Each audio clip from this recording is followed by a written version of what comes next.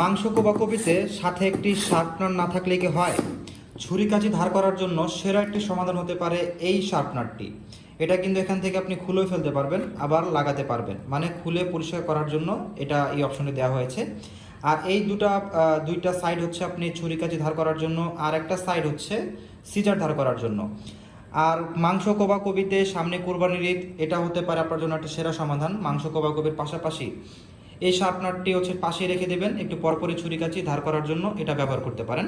এটা কিন্তু খুবই দারুণ 100% কার্যকরী একটা শার্পনার হবে।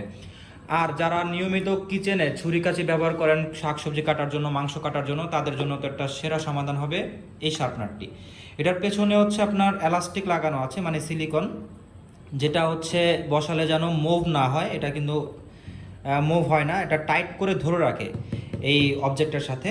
আর এটা হ্যান্ডের গ্রিপটাও খুবই চমৎকার, এই যে দেখতে পাচ্ছেন, এটা কিন্তু গ্রিপটাও খুব সুন্দর।